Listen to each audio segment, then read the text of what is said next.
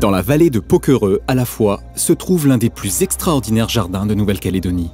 C'est le verger de l'IAC, l'Institut agronomique néo-calédonien. Il abrite l'une des plus grandes collections d'arbres fruitiers d'Océanie, s'étend sur 20 hectares et comprend plus de 200 variétés fruitières différentes. Il est uniquement dédié à la recherche, aux essais expérimentaux et à la diffusion de matériel biologique. Les parcelles sont plantées depuis 1988. Nous avons sur le site la plus grande collection d'agrumes du Pacifique. On y trouve des variétés classiques comme les oranges, les pomelos, les limes, mais aussi des variétés plus rares comme la bergamote, le kumquat, les combavas. Nous développons aussi un programme sur les citrus endémiques et nous avons aussi planté de nombreuses parcelles pour les autres espèces fruitières comme les avocatiers, les manguiers, les litchis et de nombreuses espèces fruitières qui sont un peu plus rares et qu'on appelle les fruitiers de diversification. Chaque année, les Calédoniens achètent en moyenne 8000 tonnes de fruits. Or, la production locale ne couvre que la moitié de ce besoin. Comment améliorer cette production? Le monde agricole est en quête de solutions et les défis à conjuguer sont nombreux. Nous étudions les espèces fruitières, donc nous contribuons à diversifier l'offre. Nous importons de nouvelles variétés de l'extérieur. On va les évaluer ici localement par rapport au contexte agronomique, sol, climat. Nous étudions aussi la biodiversité locale, comme les bananiers, les arbres à pain.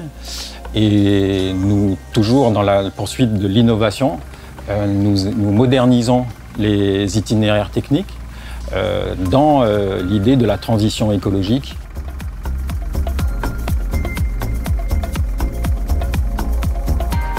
Les agrumes sont par exemple greffés sur un porte-greffe nanifiant qui permet de récolter les fruits à hauteur d'homme et d'avoir une plus forte densité d'arbres.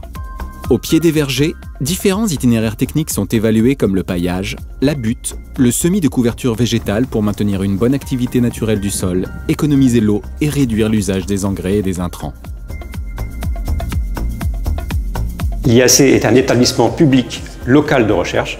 Ses missions sont avant tout de produire et partager des connaissances scientifiques, d'éclairer les politiques publiques à partir de ces connaissances et des expertises que nous réalisons, de former de jeunes scientifiques à tout niveau et de nouer des projets en partenariat avec les membres du CRESICA, le consortium qui réunit tous les organismes de recherche calédoniens. L'IAC compte 6 implantations de recherche dans les 3 provinces. 24 hectares de parcelles expérimentales, des pépinières, des serres, plusieurs laboratoires spécialisés et des plateformes technologiques mutualisées au sein du CRESICA, comme la plateforme du vivant. Au niveau des moyens humains, ce sont près de 100 agents, dont 30 chercheurs et ingénieurs, du personnel administratif, des doctorants, des techniciens et ouvriers. L'IAC possède aussi des collections biologiques, par exemple 300 variétés de plantes alimentaires, 200 de plantes ornementales et 6000 espèces d'invertébrés. Les recherches que nous menons sont avant tout finalisées. Elles ont vocation à résoudre des problèmes calédoniens très concrets, liés au fait que nous vivons sur une île, avec des sols très variés et des contraintes climatiques. C'est pourquoi nos questions de recherche sont formulées à partir des attentes des collectivités locales et que nous leur rendons des comptes régulièrement. Les recherches menées depuis 20 ans à l'IAC couvrent 5 grandes thématiques. La sécurité alimentaire, l'agriculture durable, la santé des plantes et des animaux, la biodiversité et les écosystèmes calédoniens, les interactions de l'homme avec son environnement. Concernant la santé des plantes, l'IAC développe des moyens de lutte contre les ravageurs et les maladies selon des principes respectueux de l'environnement.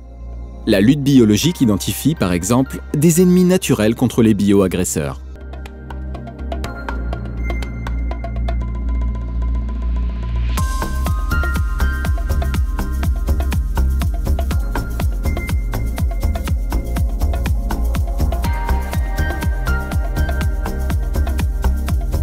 Au niveau des élevages, pour protéger les bovins contre les pics, nous travaillons à réduire l'usage des pesticides.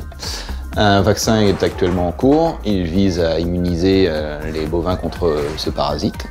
Et nous travaillons également à développer une méthode de gestion des troupeaux qui a pour objectif de réduire la survie des tiques dans les pâturages.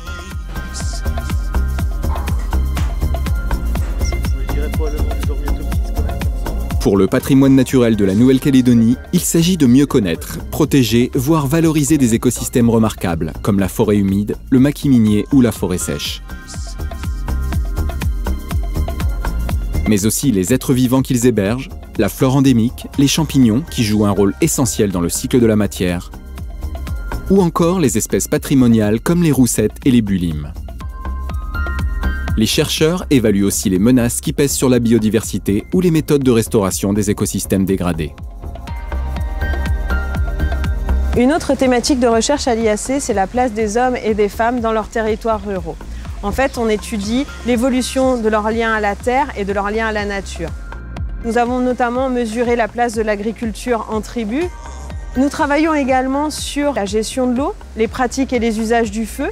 Et puis, dernière ressource importante pour la Nouvelle-Calédonie, la mine. Comment est-ce que s'organisent les relations entre les exploitations minières et les populations locales? Depuis 20 ans, l'IAC s'adapte à un monde en proie à de profonds bouleversements. Beaucoup de connaissances ont été acquises et beaucoup sont encore à acquérir afin d'enrichir les réflexions publiques pour aider au développement de la Nouvelle-Calédonie. L'IAC a l'ambition de continuer à y contribuer de façon majeure.